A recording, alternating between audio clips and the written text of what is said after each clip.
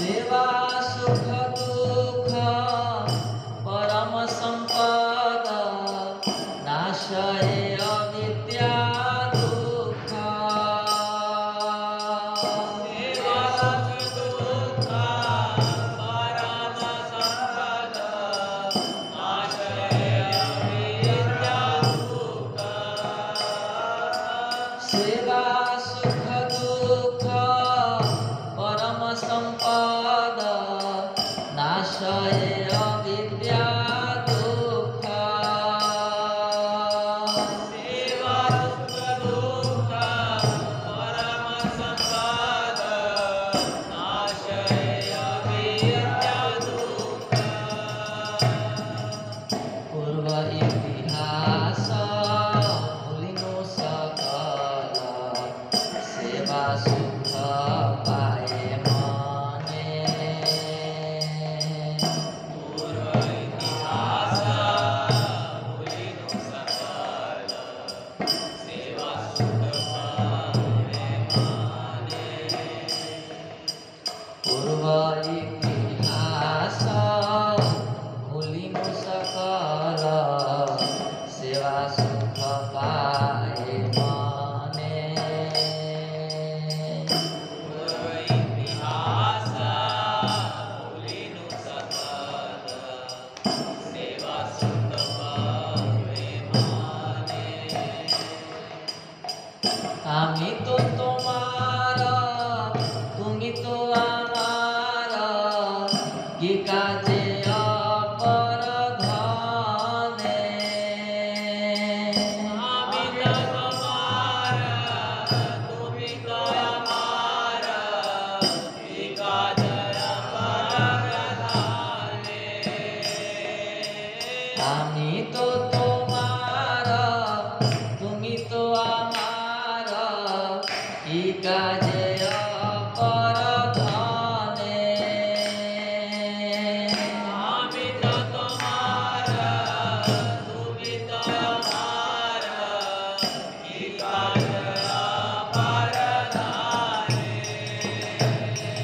भक्ति विनोद आनंदे डूबिया तुम्हार सेवार करे। भक्ति विनोद आनंदे डूबिया तुम्हार सेवार करे। भक्ति विनोद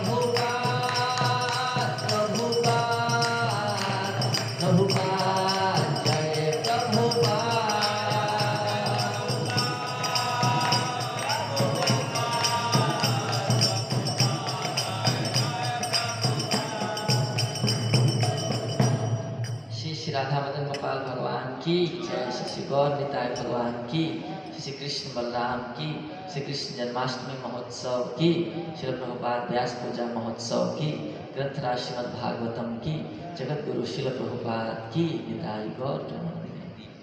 हरे कृष्णा। तो इसका अनुवाद पढ़ेंगे एक एक करके, एक एक स्टैंजा पढ़िए।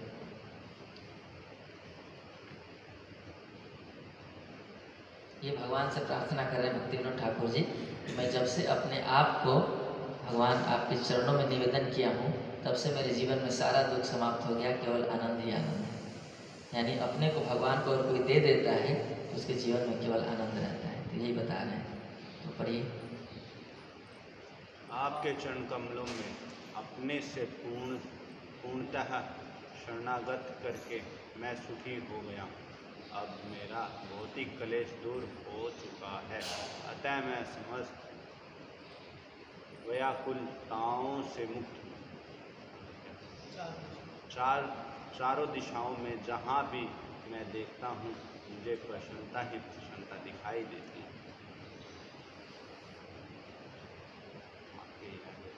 आपके यह दो चरण कमल शोक तथा भय से मुक्ति दिलाते हैं। ये दिव्य अमृत के कुंड हैं। मैंने उन चरण कमलों की शरण ग्रहण कर ली है तथा भौतिक जीवन के समस्त भय को छोड़ दिया है। मैं एकमात्र आपकी सेवा में व्यस्त रहूंगा और बदले में कभी भी कुछ नहीं मांगूंगा। आपके चरण कमलों में अनुराग रखते हुए मैं आपको सुख देने का अपनी ओर से श्रेष्ठता प्रयास करूँगा। आपकी सेवा संपादन करते हुए जो कुछ भी कठिनाइयाँ मुझे मिलेगी वे वास्तव में महान आनंद का कारण होगी। आपकी सेवा में वचन चर्चा के दौरान जो भी सुख तथा दुख मिला है वह महान संपत्ति है। वास्तव में ऐसे सुख एवं दुख अज्ञान जनित क्लेश को नष्ट कर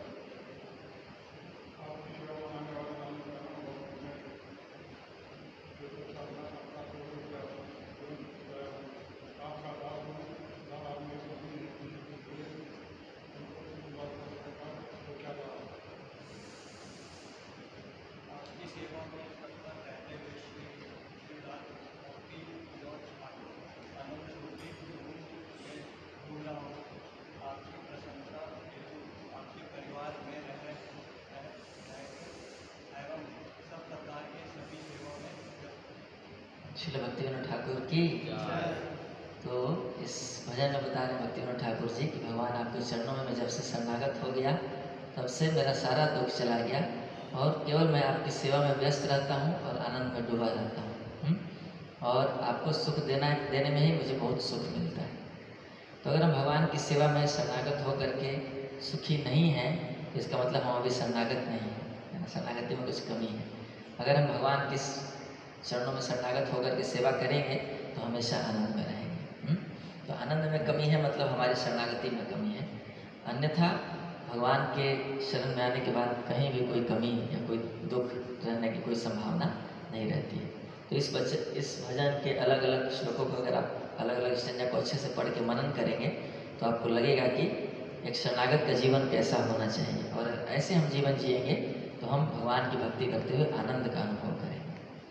ठीक है, तो आज हम श्री कृष्ण जन्माष्टमी महोत्सव के अवसर पर कृष्ण कथा कर रहे हैं। रोज ही कृष्ण कथा होती है लेकिन आज विशेष करके जन्माष्टमी से रिलेटेड भगवान कृष्ण के लीलाओं के ऊपर चर्चा शुरू हुई है कल से। कल ग्रेस नाम कीर्ति प्रभु जी ने लिया था समंतक मणि का प्रसंग और आज हम पढ़ेंगे वसुदेव जी कैसे कृष्ण को लेकर के मथुरा के कारागार से गोकुल जाते हैं। पिछले साल भी ये क्लास हमने लिया था, इस बार फिर से रिपीट करेंगे क्योंकि इसमें बहुत सुंदर सुंदर भाव हैं भगवान के अलग अलग भक्तों के। तो इसको पढ़ना सुनना स्मरण करने से उनकी कृपा से हमारे अंदर भी भगवान के प्रति भाव जागृत होगा। तो कैसे वसुदेव जी कृष्ण को मथुरा के कारागार से उठा करके और बड़े प्रेम से अपना पुत्र मानते हुए उनको ले जाते हैं नंद बाबा के भवन में गोकुल में छोड़ने, और बीच में क्या क्या घटनाएं होती हैं और उन घटनाओं के पीछे क्या क्या भाव है इन सब के विषय में हम थोड़ी चर्चा करेंगे, भगवान का स्मरण करते हुए और ये प्रार्थना करते हुए कि हमारा मन भगवान में लगे, हमारी शरणागति भगवान के प्रति बढ़े। तो उनको आनंद प्रदान करने के लिए, श्रील प्रभुपाद जी को आनंद प्रदान करने के लिए और कृष्ण के प्रति अपना स्मरण बढ़ाने के लिए हम इस कथा की चर्चा करेंगे। ओम अज्ञानतिमिरान्धस्य ज्ञानाञ्जनशलाकया चक्षुरुन्मीलितं येन तस्मै श्रीगुरवे नमः। श्रीचैतन्यमनोभीष्टं स्थापितं येन भूतले स्वयं रूपः कदा मह्यं ददाति स्वपदान्तिकं। वन्देऽहं श्रीगुरो श्रीयुतपदकमलं श्रीगुरून् वैष्णवांश्च श्रीरूपं साग्रजातं सहगण रघुनाथान्वितं तं सजीवं साद्वैतं सावधूतं परिजनसहितं कृष्ण चैतन्यदेवं श्रीराधा कृष्णपादान् सहगण ललिता श्रीविशाखान्वितांश्च। हे कृष्ण करुणा सिंधो दीनबंधो जगत्पते गोपेश गोपिका कांत राधा कांत नमस्तुते। तप्त कांचन गौरांगी राधे वृंदावनेश्वरी कृष्णानुसुते देवी प्रणमामि हरिप्रिये। वाञ्छाकल्पतरुभ्यश्च कृपा सिन्धुभ्य एव च पतितानां पावनेभ्यो वैष्णवेभ्यो नमो नमः।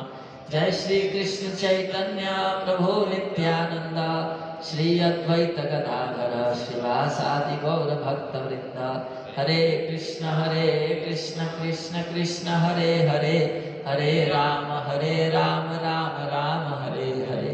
नमो विष्णुपादाय कृष्ण पृष्ठाय भूतले श्रीमते भक्ति वेदांत स्वामिनिति नामिने। नमस्ते सारस्वते देवे गौरवाणी प्रचारिणे निर्विशेष शून्यवादी पाश्चात्य देशतारिणे। हरे कृष्णा। सब वैष्णवों के चरणों में प्रार्थना करता हूँ, याचना करता हूँ, भिक्षा मांगता हूँ कि आप लोग आशीर्वाद दीजिए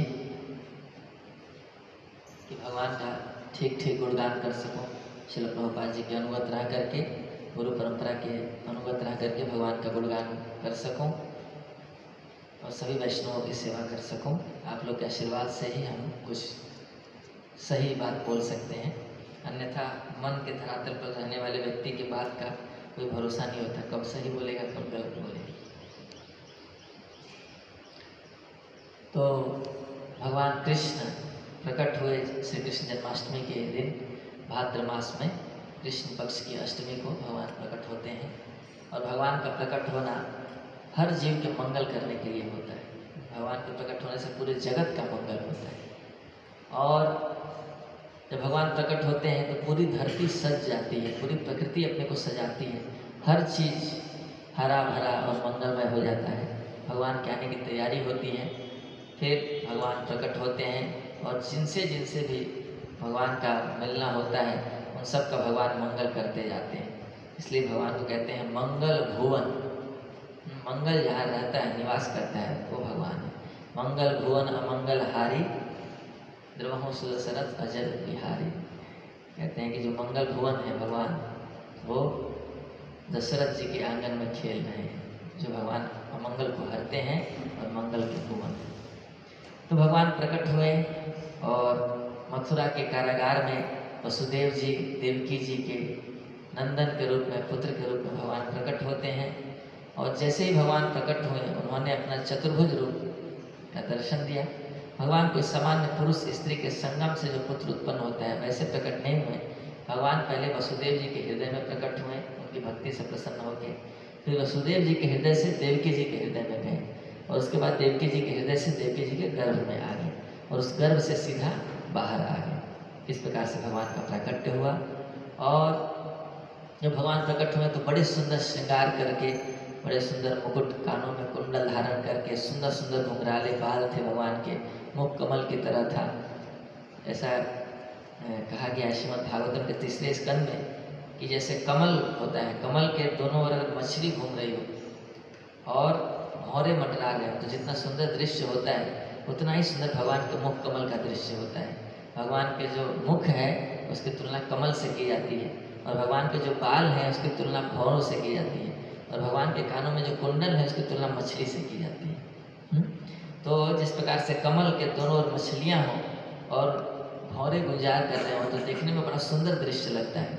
अब हम लोग ये सब केवल कल्पना कर सकते हैं, क्योंकि हम लोग ना तो कमल देखे हैं न कमल के आसपास भौरा देखे हैं, न मछली देखे हैं, लेकिन ये बहुत सुंदर दृश्य होता है। तो ऐसे ही भगवान के मुख भी कमल की तरह हैं और कानों में कुंडल मछली की तरह, और भगवान के जो केश हैं घुंघराले बाल वो भौरों की तरह बहुत सुंदर दृश्य प्रकट करते हैं। और ऐसा बताया गया भागवत में भगवान को देख करके ही बहुत हृदय में संतुष्टि और राहत प्राप्त हो जाता है। तो भगवान प्रकट हुए इतने सुंदर रूप में। उसके बाद वसुदेव जी ने प्रार्थना अर्पित की भगवान को, फिर देवकी जी ने प्रार्थना अर्पित की, और इससे पहले जब भगवान गर्भ में थे तो देवताओं ने स्तुति की थी। तो भगवान के आते ही सब लोग अपनी अपनी स्तुति करना शुरू कर दिए। इसके बाद भगवान प्रकट हुए, उन्होंने वसुदेव देवकी जी को उपदेश किया और फिर वापस बाल रूप में आ गए।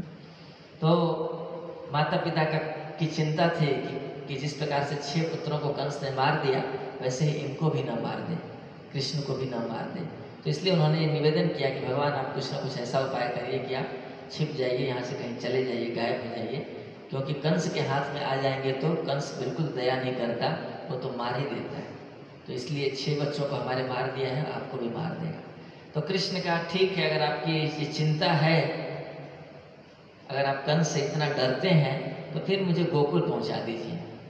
आप वसुदेव जी को कहा कि आप मुझे गोद में ले करके और गोकुल छोड़ाइए, वहाँ नंद बाबा हैं, यशोदा मैया हैं, तो उनकी एक बच्ची हुई है। तो जब यशोदा जी अभी सो रही होंगी, रात का समय है, तो आप वहाँ जा कर के मुझे वहाँ छोड़ दीजिए और उस बच्ची को उठा करके यहाँ ले आइए, और इस प्रकार से मैं उधर छुप करके रहूँगा तो कंस को पता नहीं चलेगा, तो हम बच जाएंगे। ठीक है, तो यहाँ से हम ये प्रसंग शुरू कर रहे हैं। 3-4 श्लोक पढ़ेंगे कि कैसे वसुदेव जी कंस के बंदीगृह से भगवान को लेकर के नंद भवन में गए। तो मथुरा से गोकुल की यात्रा कैसे हुई, इसके विषय में पढ़ेंगे। और मैंने परम पुण्य राधा गोविंद गोस्वामी महाराज जी का प्रवचन सुन रहा था इसी प्रसंग में। तो महाराज श्लोक के अलग अलग शब्दों को बहुत अच्छे अच्छे भाव व्यक्त कर रहे थे आचार्यों की कमेंट्रीज से।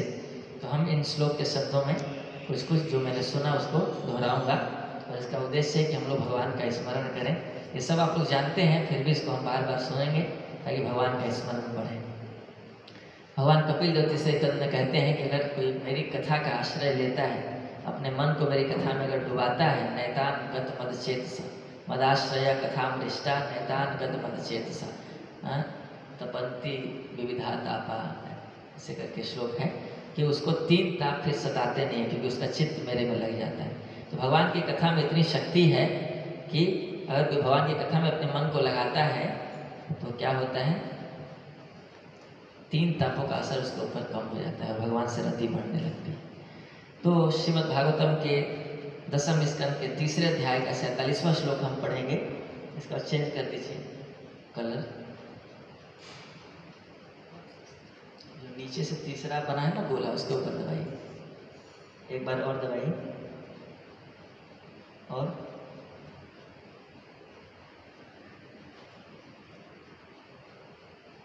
दिख रहा है आप लोग को? ठीक है। तो इसमें हम इन श्लोकों को पढ़ेंगे कि कैसे वसुदेव जी कृष्ण को लेकर के और चलते हैं मथुरा के कारागार से नंद बाबा के गोकुल में। तो ये 47वां श्लोक है, मेरे पीछे पीछे पढ़िए। ततश्च सौरी भगवत प्रचोदितः सुतं समादाय ससूतिका गृहात् यदा बहिर्गन्तुं येष तर्ह्यजा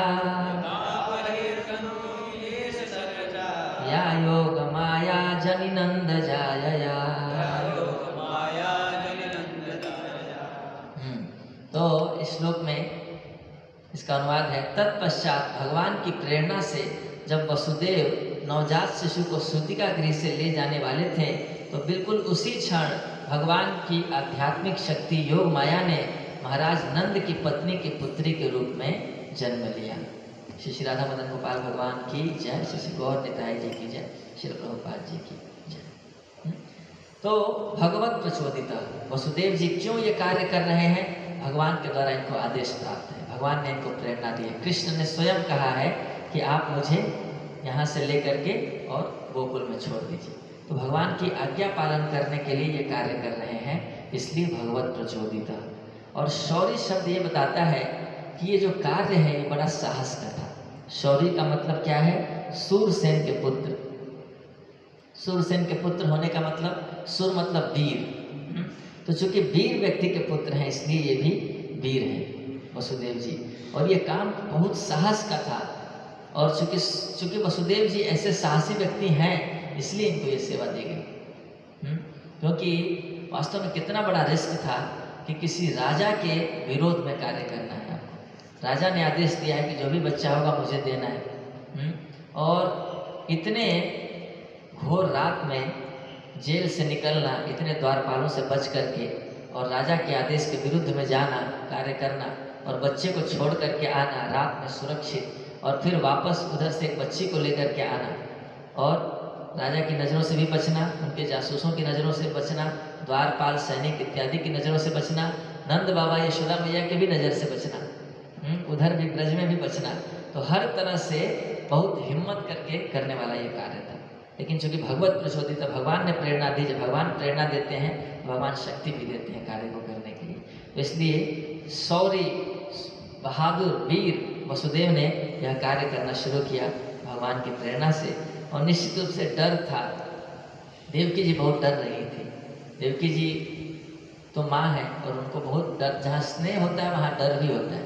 जिससे भी स्नेह होता है तो उसके अमंगल होने का डर हमेशा बना रहता है कि कहीं ऐसा ना हो जाए, कहीं वैसा ना हो जाए। बार बार ऐसा विचार आता है कि वो गया है, बच्चा बाहर गया है, कुछ हो ना जाए, कुछ हो ना जाए, इस प्रकार से होता है। तो देवकी जी बहुत डर रही थी, लेकिन वसुदेव जी बहुत बहादुरी के साथ कृष्ण को उठाएं और सुतम समादाय ससुतिका विहार। देखिए, जब आदेश देने की बात हुई तो बोला गया भगवत प्रचोदिता, और जब कृष्ण को उठाने की बात हुई तो लिखा गया है सुतम समादाय। सुखदेव गोस्वामी जी कह रहे हैं, यानी जब बोल रहे थे तो भगवान लेकिन जब वसुदेव जी उनको उठा रहे हैं तो सुत अपने पुत्र के रूप में उठा रहे हैं। उनका जो उस पुत्र के प्रति वात्सल्य भाव है उसको बताने के लिए सुखदेव गोस्वामी जी ने सुतम शब्द बताया है। वो ये नहीं कह रहे कि भगवान को उठाया, उन्होंने कहा, क्या कह रहे हैं कि अपने बच्चे को उठाया। तो वसुदेव जी का कृष्ण के प्रति बहुत ही प्रेम का, बहुत ही वात्सल्य का भाव था।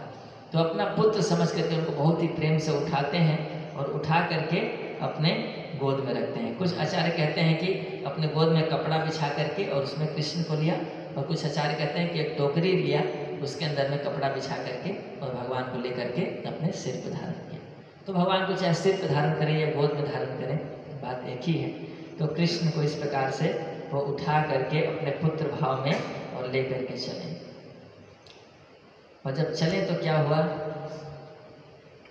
वो अगले श्लोक में 48 और 49 श्लोक एक साथ में है, तो इसमें बताया गया है।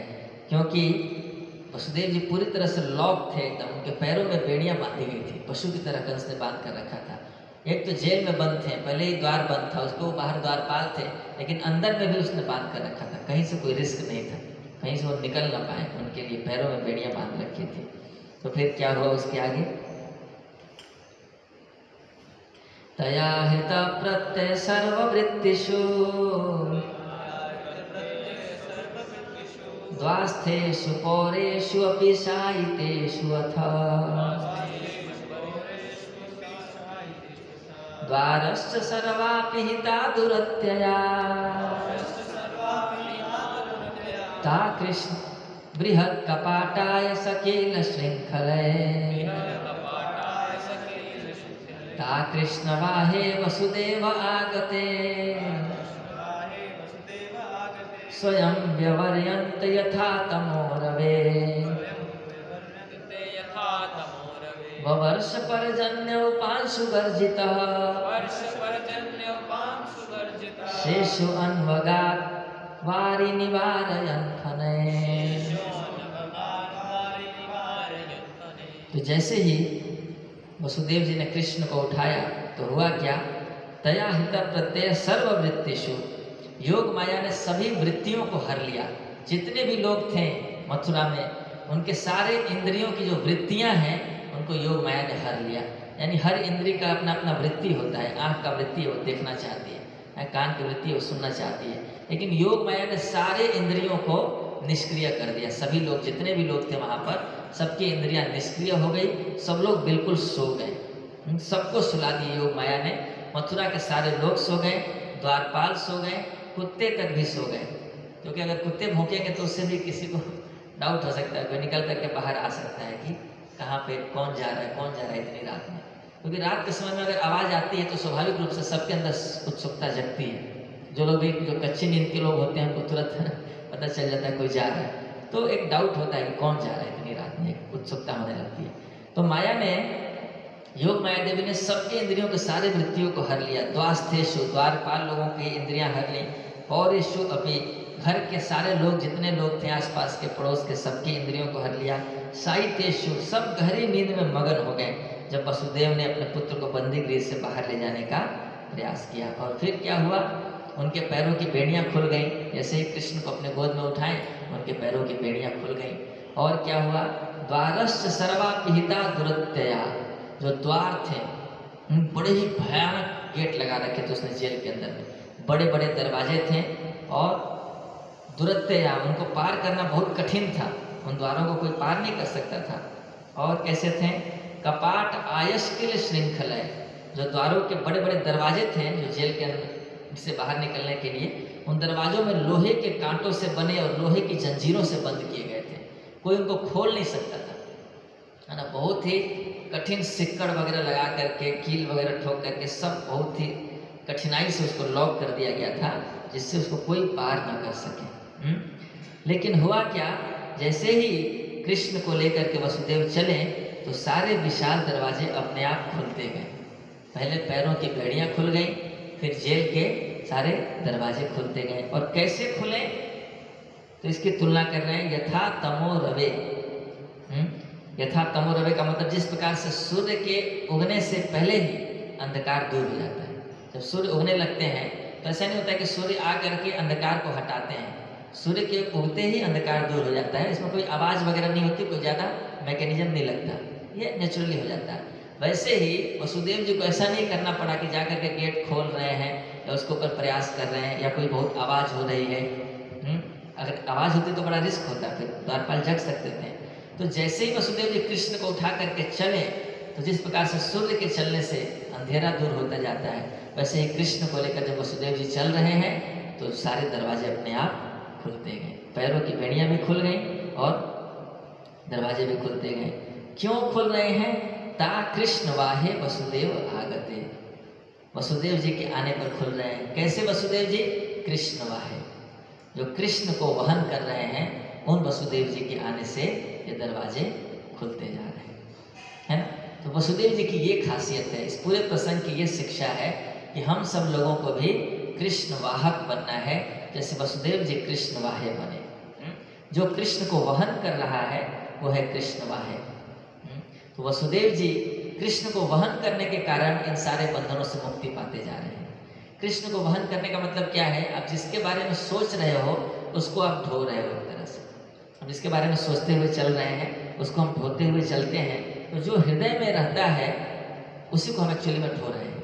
तो कृष्ण को अगर कोई अपने हृदय में रखता है तो निश्चित रूप से उसके भी सारे बंधन वैसे ही खुल जाते हैं, जैसे वसुदेव जी कृष्ण को लेकर चल रहे हैं और सारे बंधन खुलते जा रहे हैं।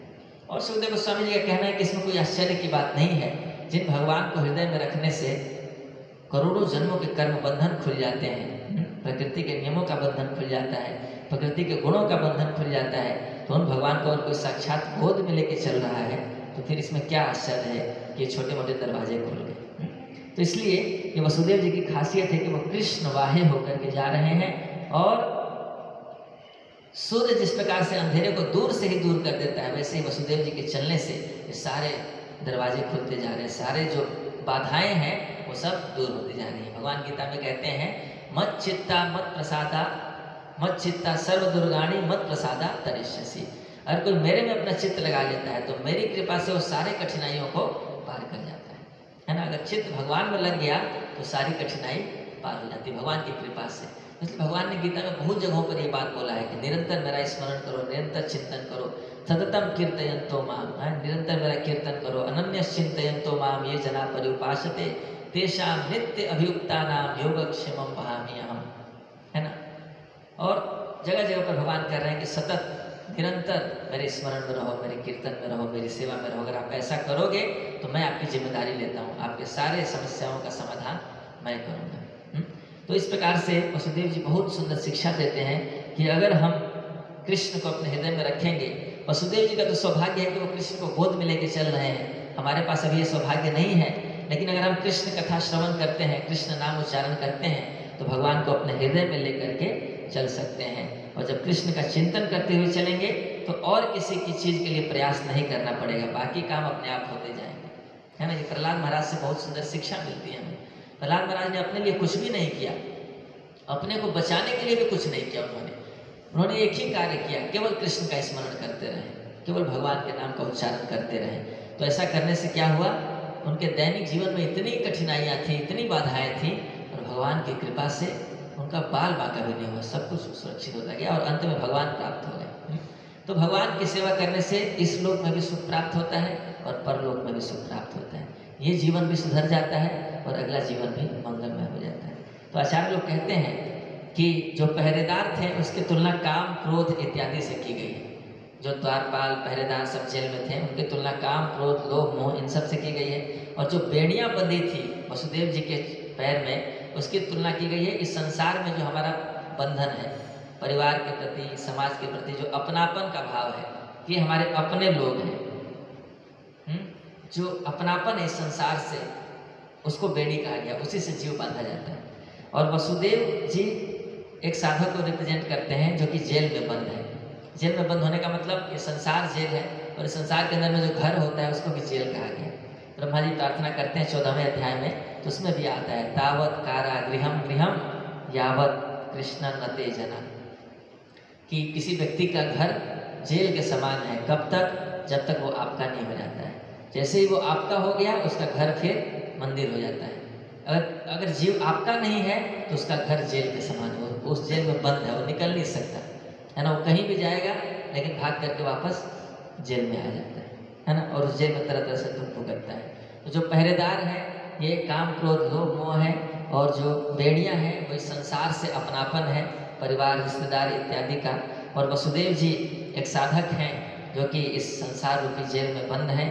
और जो कपाट हैं, जो दरवाजे हैं, उसकी तुलना अविद्या से की गई है।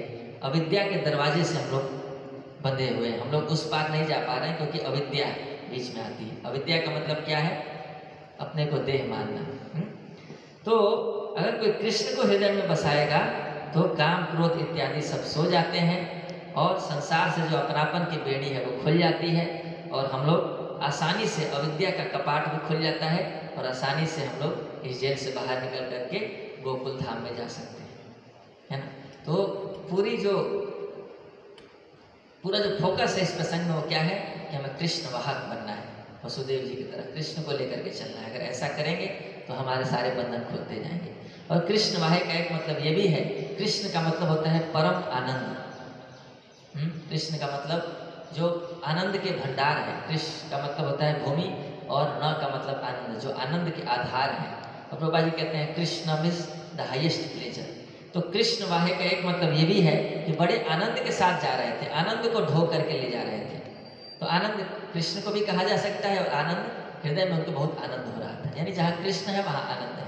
तो वसुदेव जी बड़े आनंद के साथ जा रहे थे, हालांकि इतनी कठिनाई में जा रहे हैं, फिर भी चूंकि भगवान की सेवा कर रहे हैं, तो भगवान की सेवा में ही स्वाभाविक रूप से आनंद होने के कारण वसुदेव जी इतनी कठिन परिस्थिति में इतने साहस के साथ, इतना रिस्की काम करते हुए भी आनंद के साथ जा रहे थे।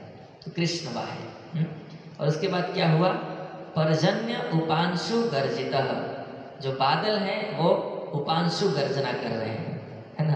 बादल धीरे धीरे धीरे धीरे गरज रहे हैं, गरज करके हल्की हल्की बूंदाबांदी कर रहे हैं। क्यों, तो आचार्य लोग कहते हैं कि बादल बड़े प्रसन्न हो रहे हैं कि आज से हमारी महिमा बढ़ जाएगी, क्योंकि भगवान ने हमारा रंग लिया है। भगवान के देह का जो रंग है वो कैसा है, श्याम रंग है। तो उसकी तुलना बादल से की जाती है।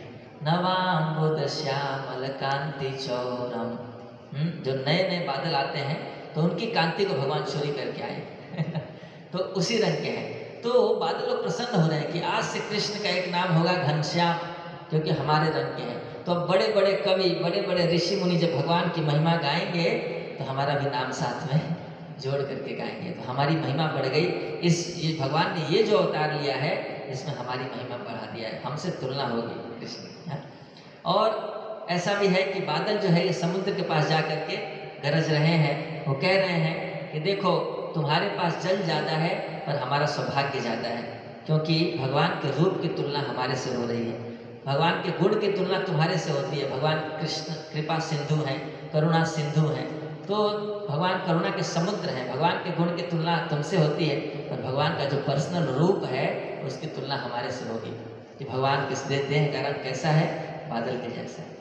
और ये बादल समुद्र के पास जाकर के हल्का हल्का गरज करके ये बता रहे हैं कि देखो तुमने हमें जो जल दिया है, क्योंकि बादल को जल समुद्र से ही प्राप्त होता है, तो कह रहे हैं देखो तुमने जो हमें जल दिया है वो हमने तुम्हारे दामाद पर ही बरसा दिया है ना। तो इसलिए ये मत सोचना कि आपका लेकर के मैं अपना काम कर रहा हूँ, मैं आपका ही कार्य कर रहा हूँ, इसलिए आप मुझे और जल देते रहो, मैं आपकी ही सेवा करता रहूँगा, क्योंकि कृष्ण आपके ही दामाद हैं, क्योंकि आपकी पुत्री है लक्ष्मी, समुद्र मंथन से लक्ष्मी जी निकली थी और ये उनके हस्बैंड हैं, तो इसलिए आपने जो जल दिया वो मैंने आपके ही काम में लगा दिया।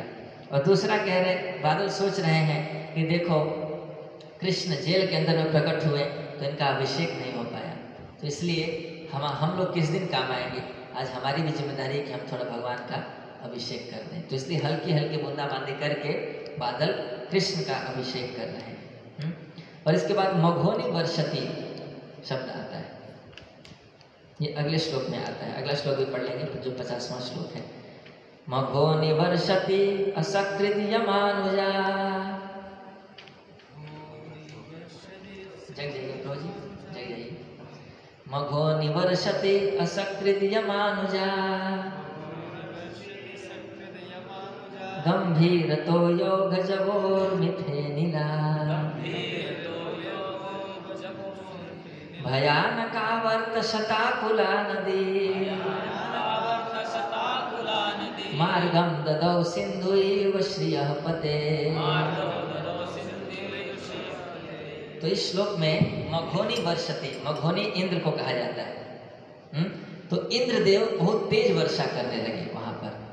बादल तो पहले हल्का हल्का बरस रहे थे, पर इंद्रदेव जी के आदेश से तेज बारिश होने लगी, इंद्रदेव बरसने लगे। तो आचार्य लोग कहते हैं कि इंद्रदेव इतना तेज क्यों बरसाने लगे, तो इसमें कहते हैं कि इंद्रदेव भगवान के भक्त हैं, वो सोच रहे हैं कि वसुदेव जी इतना रिस्की काम कर रहे हैं, कृष्ण को लेकर के जा रहे हैं, तो जब कोई व्यक्ति चल करके जाता है तो उसके पैरों से आवाज़ होती है, छप छप छप छप आवाज़ होगी, क्योंकि हल्की हल्की बारिश हो रही है, तो उस आवाज़ से लोगों को पता चल जाएगा कि इतनी रात में कोई जा रहा है। और वैसे भी जो राजा होता है उसके बहुत सारे अनुचर होते हैं, जासूस होते हैं, तो राजा से अगर कोई छुपा के काम कर रहा है तो बहुत कम चांस है कि वो बच पाएगा, क्योंकि हर जगह उसके लोग होते हैं, खबर पहुंच जाती है। तो वसुदेव जी पक्के पकड़े जाएंगे इस प्रकार से, तो कंस को पता चल जाएगा, और एक बार पता चल गया तो कंस क्या करेगा कुछ भरोसा नहीं है, इतना दुष्ट आदमी है, वसुदेव को भी मार सकता है, देवकी को भी मार सकता है, कृष्ण को भी मार सकता है।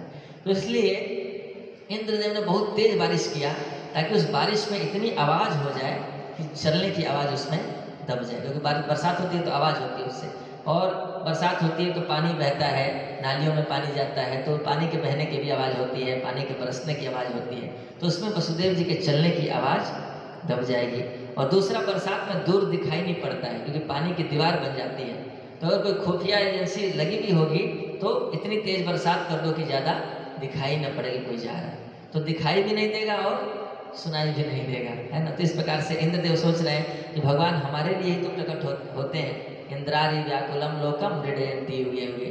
जब भी भगवान प्रकट होते हैं तो किस लिए प्रकट होते हैं, इंद्र के जो अरी हैं दुश्मन, उनको मारने के लिए प्रकट होते हैं, ताकि इंद्र का राज्य बना रहे।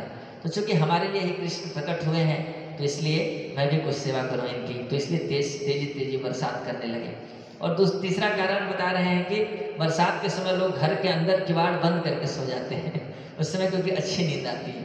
जब बहुत तेज बरसात हो रही होती है तो बहुत अच्छी नींद आती है उस समय में, और लोग दरवाज़ा वगैरह बंद कर देते हैं, क्योंकि पहले के समय में सांप वगैरह भी निकलते थे बरसात में, और कोई डिस्टर्बेंस ना हो, आराम से लोग दरवाजे बंद करके सो जाते हैं। तो पूरे मथुरा में रात का समय है, तो आराम से लोग सोएं और कहीं किसी को कुछ भी सुनाई न पड़े, कुछ पता न चले, और आराम से वसुदेव जी चले जाएं, ये सोच करके इंद्रदेव बहुत तेजी से बरस रहे हैं।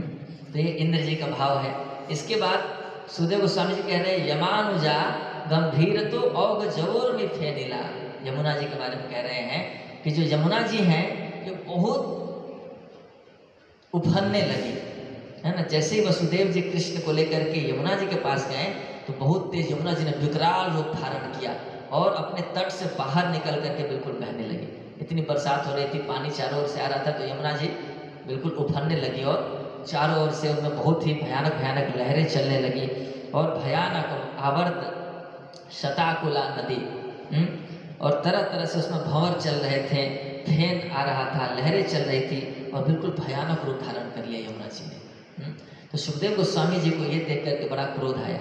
सुखदेव गोस्वामी जब कथा सुना रहे हैं तो उस कथा में बिल्कुल डूबे हुए हैं। वो ये देख रहे हैं कि हमारे जो भगवान हैं बालक बन करके जा रहे हैं, अपने पिताजी को लेके जा रहे हैं। तो जब उन्होंने देखा कि यमुना जी इतना उफनने लगी, जब ये कहने की बारी आई तो सुखदेव गोस्वामी जी को क्रोध आ गया यमुना जी के ऊपर कि बताओ बालक जा रहा है, तो चुपचाप चाहिए कि जाने दे, घुटने भर हो जाए और चुपचाप चले जाएं भगवान, पर ये तो पता नहीं अपने आप को क्या समझ रही है, इतना भयानक रूप धारण करने लगी।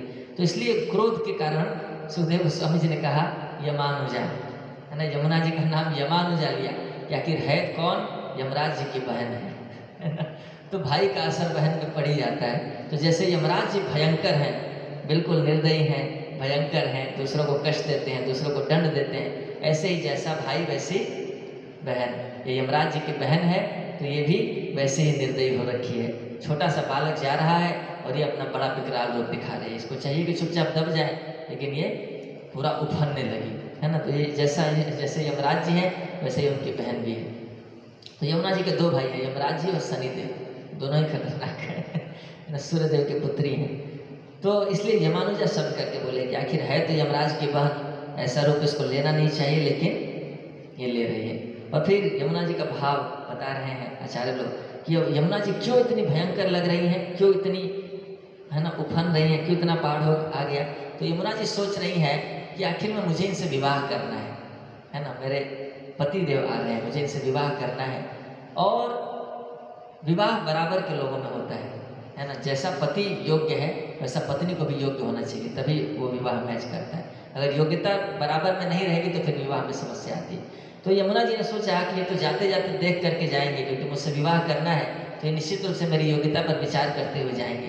तो मुझे ये दिखाना पड़ेगा कि आप जित बड़े हैं तो हम भी आपके बराबर लेवल के हैं, हम भी विशाल हैं। आप सूर्य वंश में प्रकट हुए तो मैं भी सूर्य की पुत्री हूँ, आप बहादुर हैं तो मैं भी बहादुर हूँ, आप पराक्रमी हैं तो मैं भी पराक्रमी हूँ। तो इसलिए यमुना जी अपने को, अपने वीरता को, अपने पराक्रम को दिखा रही है कि देखिए मैं कितनी बड़ी हूँ, है ना।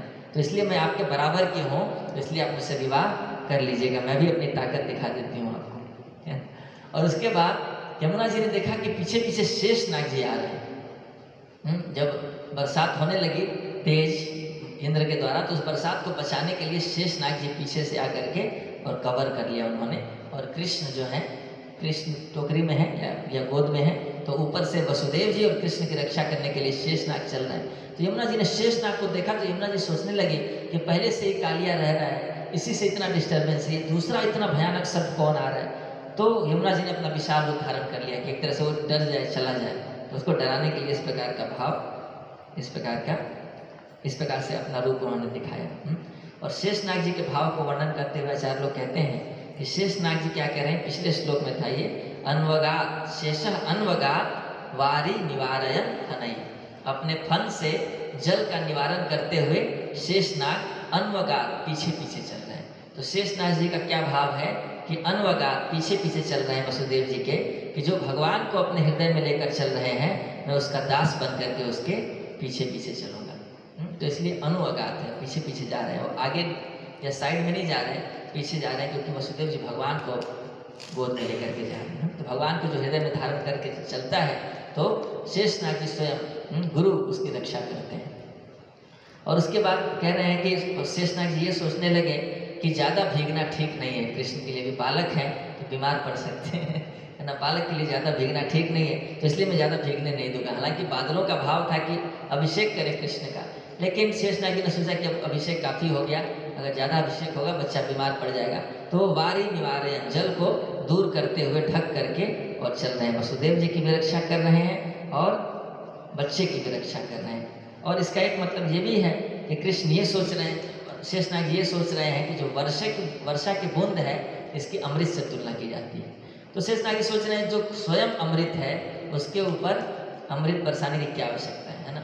ये स्वयं वास्तविक अमृत है, वर्षा की बूंदें तो नकली अमृत है, तो इसलिए इनको हटा रहे हैं कि इसकी जरूरत नहीं है ना। इसको अमृत के ऊपर क्यों ये नकली अमृत गिरेगा, तो भगवान अमृत है इसलिए इसकी कोई आवश्यकता नहीं है। और फिर वारी निवारण का एक मतलब है वा अरि निवारण, दुश्मन को निवारण कर रहे हैं। तो वशिष्ठ नाग ये सोच रहे हैं कि वैसे ही इस अवतार में कितने सारे दुश्मन होंगे, तो ऊपर से ये जो जल का बूंद है ये भी भगवान का दुश्मन बना हुआ है, ये भी बार बार भगवान के ऊपर गिर रहा है, तो इसको निवार है ना। भगवान की सेवा कर रहे हैं कि भगवान को जो कष्ट पहुंचा रहा है उसको दूर करते हैं, निवारण करते हुए जा रहे हैं। तो इस प्रकार से शेषनाग जी पीछे पीछे जा रहे हैं और जल से कृष्ण की भी रक्षा कर रहे हैं, वसुदेव जी की भी रक्षा कर रहे हैं। और यमुना जी बिल्कुल विकराल रूप धारण किए हुए थे, लेकिन जब वसुदेव जी कृष्ण को लेकर पास आए तो यमुना जी ने क्या किया, मार्गम ददौ सिंधु इव श्रिय पते। जिस प्रकार से भगवान रामचंद्र को समुद्र ने रास्ता दे दिया था, वैसे ही यमुना जी ने वसुदेव जी को भगवान कृष्ण को रास्ता दे दिया। यमुना जी ने फिर क्या किया, रास्ता देने का मतलब क्या है कि यमुना जी दोनों तरफ से बिल्कुल बढ़ गई और बीच में बिल्कुल खाली रास्ता हो गया, है ना। तो इधर से भी जल पहाड़ की तरह हो गया, इधर से भी जल पहाड़ की तरह हो गया और बीच में बिल्कुल खाली हो गया। तो बिल्कुल मार्ग दे दिया यमुना जी ने, और वसुदेव जी कृष्ण को लेकर के उन दोनों पहाड़ की तरह जल के बीच में जो मार्ग बना था उस मार्ग से चलते हुए निकल गए कृष्ण को लेकर के।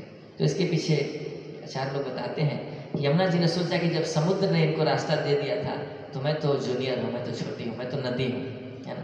तो जब समुद्र को ने रास्ता दे दिया था तो मुझे भी दे ही देना चाहिए, इसलिए यहाँ पर सिंधु से तुलना की गई। यमुना जी सोच रही है कि मैं भी इनको रास्ता दे देती हूँ, भगवान है। नहीं, समुद्र के ऊपर जैसे क्रोध किए थे, अगर क्रोध कर दिया तो समुद्र भागे भागे आया था, तो फिर भगवान है तो इनको रास्ता दे देनी चाहिए।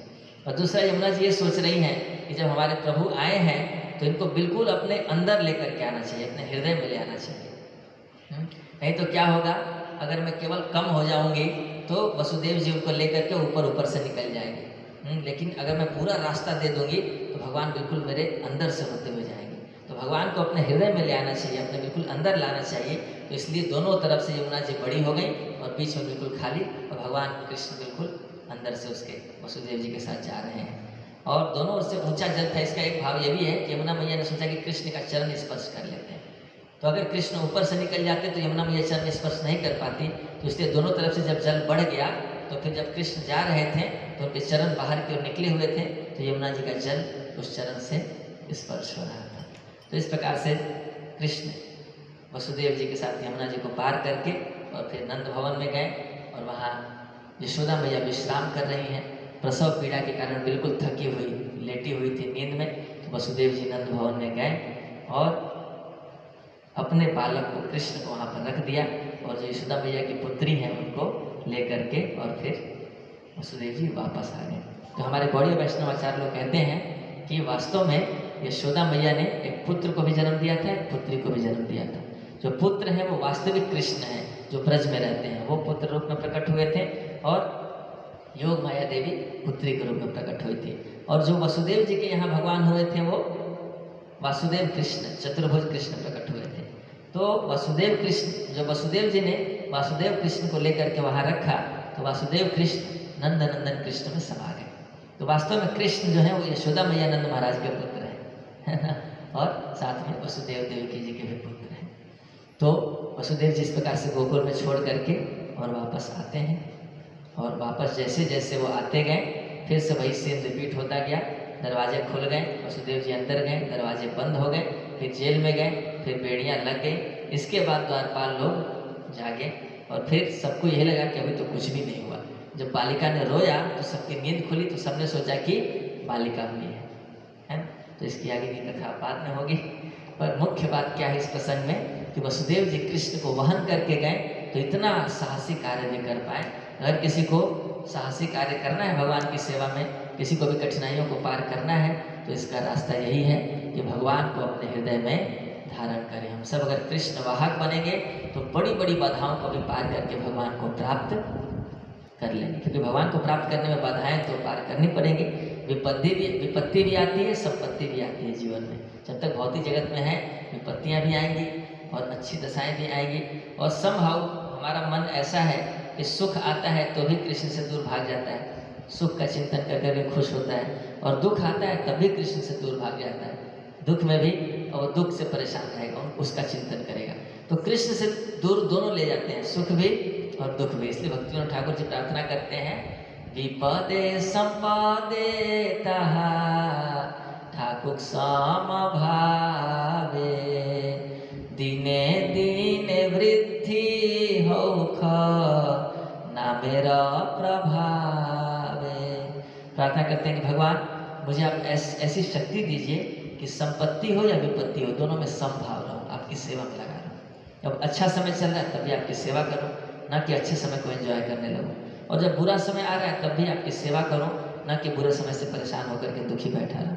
तो कैसा भी समय हो आपकी सेवा में लगा रहूं, ये भाव आ जाए, उदासीनता न्यूट्रल हो जाए, बराबर हो जाए, बैलेंस माइंड रहे। और दिन प्रतिदिन नाम के प्रभाव से आपके प्रति आसक्ति बढ़ती जाए, है ना। नाम का अच्छे से स्मरण होता रहे, चिंतन होता रहे, श्रवण होता रहे। तो इस प्रकार से जब हम भजन करते हैं भगवान को अपने हृदय में रख करके, तो भगवान की कृपा से मत चित्ता मत प्रसादा सर्व दुर्गानि तरिष्यति। भगवान की कृपा से हम सारी कठिनाइयों को पार करके भगवत प्राप्ति कर पाएंगे। हरे कृष्णा कृष्णा कृष्णा हरे हरे, हरे राम राम राम हरे हरे। तो वसुदेव जी के चरणों में यही प्रार्थना करते हैं कि हम भी कृष्ण वाहक बने, भगवान को अपने हृदय में धारण कर सके। ग्रंथ श्रीमद् भागवतम की जय, श्री कृष्ण कथा महोत्सव की जय, श्री कृष्ण जन्माष्टमी महोत्सव की जय, जगत गुरु शिल प्रभुपाद की जय, उपस्थित भक्त वृंद की जय, निताई गौर प्रेमानंदे। बहुत बहुत धन्यवाद आप भक्तों का, आपने सुनी हुई चीज़ को भी बार बार सुना है ना, तो इसके लिए मैं बहुत आभारी हूँ, आप लोग इतने देर से सहन किए। हरे कृष्णा।